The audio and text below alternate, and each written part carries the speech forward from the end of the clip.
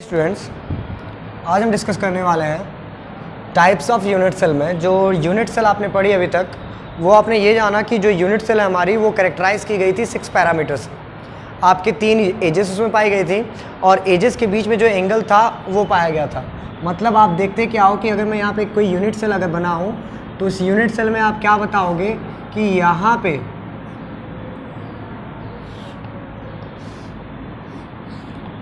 पे अगर मान लो ये यूनिट सेल है तो आपने कहा था सर कि यहाँ पे आपका एक्स एक्सिस है, ये आपका वाई एक्सिस है, ये आपका जेड एक्सिस है। तो इसको मैंने ए ले लिया था, इसको मैंने लिया था बी और इसको लिया था मैंने सी, और यहाँ लिया था मैंने अल्फ़ा, ये बीटा और ये गामा। तो यहाँ पे आपके इतनी चीज़ें थी, ठीक है, ये आपकी इतनी क्लियर थी। अब बात करेंगे हम किसकी कि भैया इसी आपके पैरामीटर्स पे बेस्ड होते हैं आपके कुछ यूनिट सेल। तो आप कहते हैं यूनिट सेल जो होती है वो ब्रॉडली 2 पार्ट्स में डिवाइड की गई बेटा, ब्रॉडली 2 पार्ट्स में। आपने यूनिट सेल बताया ना कि unit cell is smallest part of crystal lattice, और क्रिस्टल लैटिस जो पार्ट था वो क्रिस्टलाइन सॉलिड का पार्ट था। तो आप कहते हैं क्या हो कि जो यूनिट सेल है एक फंडामेंटल या बेसिक यूनिट है किसकी, किसी क्रिस्टलाइन सॉलिड की। तो यहाँ पे जो हम बात करेंगे कि unit cell broadly divided into 2 parts. First one is your primitive unit cell.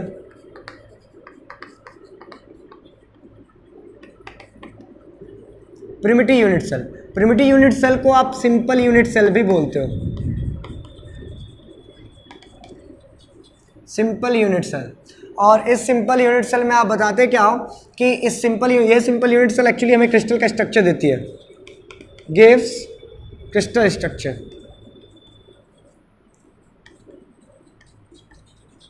Crystal structure को ये हमें देगी। और यहाँ दूसरा पार्ट जो है हमारा वो है बेटा सेंटर्ड यूनिट सेल, ठीक है। तो यहाँ पे हम 2 चीज़ों के बारे में डिस्कस करेंगे, एक है हमारा प्रिमिटिव यूनिट सेल और दूसरा आपका सेंटर्ड यूनिट सेल। तो बेटा प्रिमिटिव यूनिट सेल की अगर मैं बात करूँ तो what is primitive unit cell, तो आप कहोगे क्या सर, कहते हैं in such type of unit cell या in this unit cell the constituent particles. तो यहाँ पे जो हम कांस्टिट्यूएंट पार्टिकल्स को जनरली जो लेंगे बेटा वो एटम्स लेंगे, और एटम्स हमारे हम मान लेते हैं, एज्यूम कर लेते हैं कि हार्ड स्फीयर होते हैं। तो यहाँ पे आप कहोगे क्या, in this unit cell the constituent particles are only present at the corners. मतलब क्या सर, कहते हैं क्या कि अगर मान लो ये यूनिट सेल है, मैं कोई एक यूनिट सेल बना दे रहा हूँ, तो ये मान लो मैंने कहा कि ये कोई यूनिट सेल है। अब इस यूनिट सेल को अगर मैं फॉर्म कर ले रहा हूं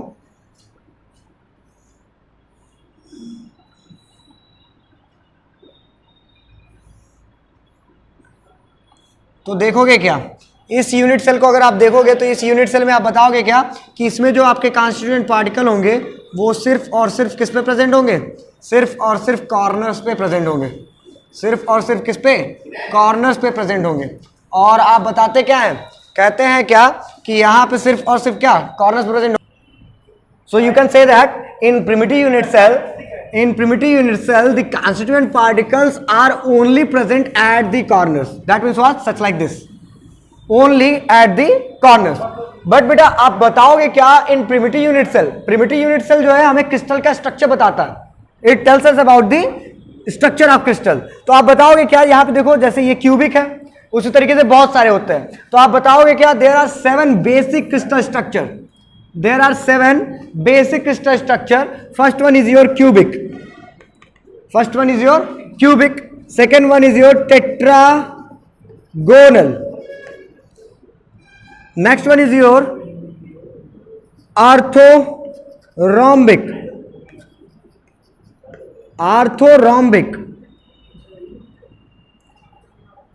hexagonal, and after then rhombohedral, also known as trigonal and rhombohedral दोनों आपकी सेम चीज होती है, ओके। और फिर उसके बाद monoclinic and then triclinic. Last one is your triclinic. Now we will discuss one by one every crystal structure. First one is your cubic one. First one is your cubic. तो पहले हम बात करेंगे cubic primitive unit cell की. किसकी बात करेंगे? Cubic primitive unit cell की. And these 7 basic crystal structures. These 7 basic crystal structure is based on the 6 parameters of unit cell. That one is what? Your 6 parameter is alpha, beta, gamma. That one are the angles between the edges, and A, B, C. That one is the edges of unit cell which may be or may not be perpendicular to each other. ठीक है? तो आप बताओगे क्या? First one is your cubic. तो now let us discuss the what is cubic primitive unit cell. तो एक एक करके हम आप डिस्कस करेंगे. बात करेंगे हम क्यूबिक यूनिट सेल की. तो मैं इसको इरेज कर रहा हूं. आप बताओगे क्या? जरा ध्यान देना. आप यहां पे लेके चलोगे एक एक को बेटा, और यहां पे मैं पहला लेके चलूंगा आपके लिए कि what is cubic unit cell. ध्यान दो. First one is your cubic. Cubic में आपको सिर्फ क्या याद रखना है? आपको याद रखना है what is the axes of cubic unit cell, what is the angle between the cubic primitive unit cell, and what is the example of cubic primitive unit cell. तो आप बताओगे क्या? इन क्यूबिक यूनिट सेल जो आपकी axes होती हैं A B C, all the axes are equal to each other, equal with each other. जैसे आप बताओगे क्या? ए जो होगा वो बी के बराबर, बी जो होगा वो सी के बराबर. कैसे सर? कुछ इस तरीके से. आप क्या बताओगे सर कि यहां पे आप क्यूब ले लो. उस क्यूब में आप ये बताओगे कि यहां पे सारे के सारे आपके जो आपके एजेस हैं, चाहे वो ए हो, चाहे बी हो या सी हो, all are equal in manner, यानी इक्वल इन आप कह सकते हो क्या साइज. तो सभी ए जो होगा वो बी के बराबर और बी जो होगा वो सी के बराबर होगा. अब आप बताओगे क्या कि यहाँ पे जो अल्फा है, यहाँ एंगल की अगर मैं बात करूँ, यानी जो अल्फा है आपका, बीटा है आपका, और गामा जो है आपका, तो अल्फा जो होगा बीटा के बराबर, और बीटा जो होगा वो गामा के बराबर, गामा जो होगा बेटा वो 90 डिग्री होगा. यानी sir each axes are perpendicular with each other. आप जैसे कोई क्यूब ले लो, जैसे आप क्या रूबिक क्यूब ले लेते हो, रूबिक क्यूब जो हम लोग खेलते हैं, तो रूबिक क्यूब में क्या देखते हो कि सर जो आपकी जितनी भी एजेस है सब एक दूसरे के परपेंडिकुलर तो होती हैं, और साथ में आप बताते हैं क्या उनकी एजेस जो होती है वो भी सेम होती है. तो आप यहाँ पे इसका एग्जाम्पल क्या दे दोगे? एग्जाम्पल बेटा आप दे दोगे क्या? NaCl हो गया, ZnS हो गया, ये सब आप इसका एग्जाम्पल दे सकते हो. ठीक है? ZnS को जिंक ब्लेंड भी बोलते हैं, जिंक ब्लेंड. और इसको तो आप जानते हो आपका रॉक साल्ट इसको बोलते हैं, रॉक साल्ट. चलो अब बात करते हैं दूसरे वाले की. तो दूसरा जो था आपका वो यहां पे मैंने लिख रखा था आपके लिए tetragonal. Tetragonal, what is tetragonal? तो आप बताओगे बेटा टेट्रागोनल की अगर आप बात करते हो तो इसमें बताओगे सर ए जो होगा वो बी के बराबर, but B is not equal to C. B is not equal to C. यानी सर आपको क्या बताओगे? कहोगे सर कि अगर मान लीजिए आपका ए है और ये बी है, अगर ये बराबर है लेकिन सी जो होगा वो बराबर नहीं होगा. कुछ इस तरीके से, कुछ क्या इस तरीके से आप बताएंगे. तो आप बताओगे क्या सर कि यहाँ पे a जो है वो तो b के बराबर है, but b is not equal to a, b is not equal to c. तो आप लेकिन ये भी जानते रहो कि सर यहाँ पे अल्फा बीटा जो गामा है, यानी अल्फा बीटा गामा है, all are perpendicular with each other. That means what? यानी आप बताओगे alpha is equal to beta and beta is equal to gamma and gamma is equal to 90 degree. सभी आप बताओगे क्या यही है? बस यहाँ पे क्या कर दिया, इसको थोड़ा सा आप क्या एक्सपेंड कर दे रहे हो. तो एक्सपेंड कर दे रहे हो तो सी की वैल्यू क्या कर जा रही है? वेरी कर जा रही है. तो ऐसे यूनिट सेल को हम बोलेंगे टेट्रागोनल यूनिट सेल. क्या बोलेंगे? Tetragonal unit cell. एग्जांपल में आप बता देते हो इसका.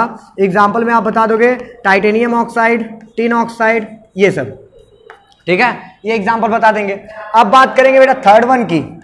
तीसरे की अगर हम बात करते हैं तो तीसरे की है आपका क्या? आर्थोरोम्बिक. आर्थोरोम्बिक में आप क्या करो, इसको याद करने के सबसे अच्छा है आपका एक डस्टर. ये डस्टर, ये आप डस्टर यूज कर सकते हो. इसमें देखोगे कोई भी एज एक दूसरे के बराबर नहीं है, ना ए बराबर है बी के, ना बी बराबर है सी के. तो आप यहाँ पे लिख सकते हैं इस डस्टर को क्या? Sir A is not equal to B and B is not equal to C, but all are the perpendicular with each other. That means what? Alpha is equal to beta, beta is equal to gamma and all are 90 degree. तो आप ये बता देते हो sir इसका structure कैसा हो जाता है, आप बता देते हो सर डस्टर का स्ट्रक्चर कुछ इस तरीके से हो जाता है। आप इसमें एग्जांपल क्या दे देते हो, इसमें बताओगे सर पहला आप बता दोगे रोम्बिक सल्फर,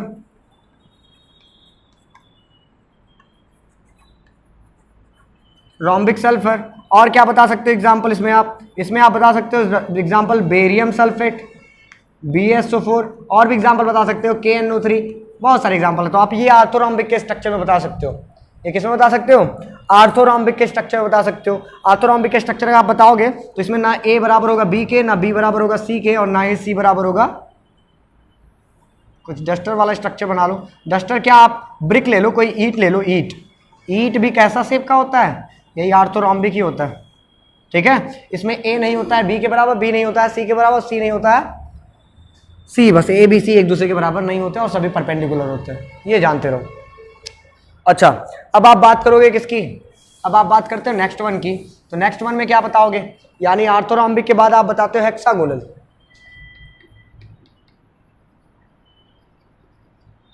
हेक्सागोनल में आप क्या बताओगे, ये आपका फोर्थ वन है। हेक्सागोनल में बताओगे सर कि इसमें सर A तो आपका B के बराबर होता है but B is not equal to C, B is not equal to C, यानी कुछ ऐसा स्ट्रक्चर आप बनाएंगे।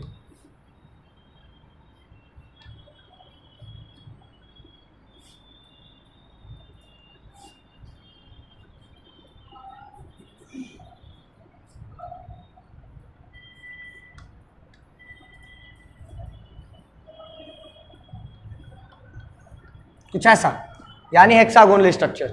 इसमें आप बताओगे क्या सर कि इसमें जो आपका A होगा, A जो होगा वो तो B के बराबर होगा बट C जो है बराबर नहीं होगा, यानी सर A जो होगा वो B के बराबर होगा। यानी आप कहोगे क्या, इसमें अल्फा जो होगा, अल्फा का मतलब कौन कौन से सर, अल्फा का मतलब C और B के बीच का एंगल, C और B के बीच का एंगल, बीटा का मतलब C और, यानी अल्फा बीटा जो होगा वो 90 डिग्री होगा, लेकिन सर जो आपका गामा होगा वो is not equal to 90 degree.